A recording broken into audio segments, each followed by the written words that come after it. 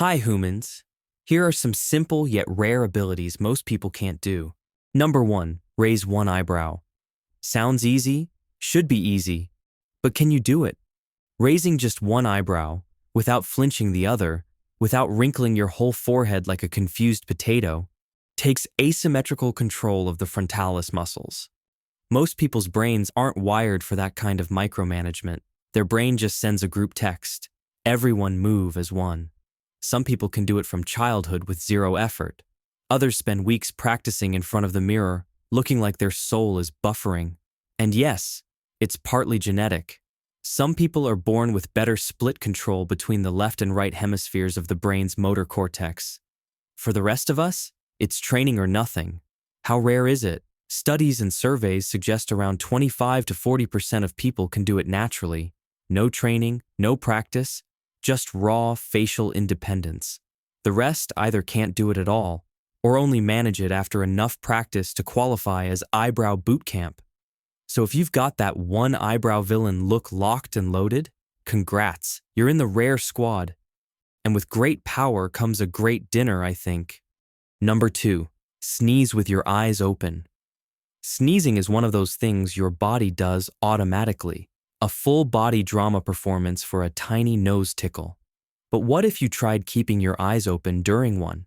Sneezing triggers a reflex arc that instantly slams your eyelids shut, no matter how focused you are. Your face goes full lockdown mode, like your eyes just saw classified sneeze data. Why? Nobody's entirely sure.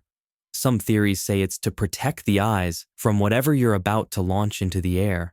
Others argue it's just reflex overflow from facial nerve activity. Either way, you're not in charge. And no, your eyes won't pop out if you sneeze with your eyes open. That's a myth. But your brain will fight you the entire time. How rare is it? There's no exact percentage, but medical experts agree it's almost neurologically impossible for most people. Only a tiny handful of people, either through anomaly, intense training, or just plain weird wiring, can sneeze with their eyes fully open. Basically, if you can do it, science would like a word with you. For everyone else, the moment that sneeze hits, your eyeballs are going on lockdown whether you like it or not. Number 3, roll your tongue. The classic party trick, curl the sides of your tongue into a tube and look mildly smug about it. Some people do it effortlessly, like their tongue was built for this. Others, tongue stays flat, no curl. Just disappointment. For decades, people believed this was purely genetic, a dominant trait. Rollers have one gene, non-rollers have another. But plot twist, that's not entirely true. Turns out, muscle coordination matters just as much as your DNA. Newer research shows that while genetics do play a role, it's not that simple. Some people can learn it over time with practice, while others literally never figure it out. How rare is it? Around 65 to 80% of people can roll their tongue. That still leaves about 20 to 35% who physically can't, no matter how hard they try, how long they practice, or how jealous they get of tongue acrobats. So if you're a roller, cool. If not, cool. Number 4, wiggle your ears. Yes, it's real, and I talked about it before. And no, we're not talking about your head twitching while your ears kind of move along for the ride. We mean intentional, direct control of your ear muscles, the auriculars, those tiny little relics left over from your evolutionary ancestors who needed to swivel their ears like radar dishes to detect danger. Today, most humans just have them for decoration, but a rare few can flex them like some kind of mammalian throwback cheat code. It's not something you typically learn.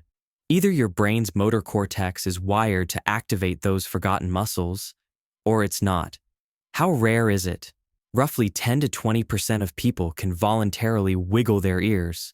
It's rarer than tongue rolling, rarer than eyebrow raises. Basically, if your ears move on purpose without you dragging your whole face into it, you're genetically rare. Bonus fact, some scientists believe everyone technically can learn it. But good luck finding someone who'll spend 6 months meditating on their ear twitch. Number 5, tickle yourself. You know exactly where you're ticklish. You know how it feels. So, why doesn't it work when you try to do it yourself? Simple. Your brain is sabotaging you. When you move your own fingers toward your body, your cerebellum predicts the motion and tells the rest of your nervous system, no surprise here, cancel the tickle alert.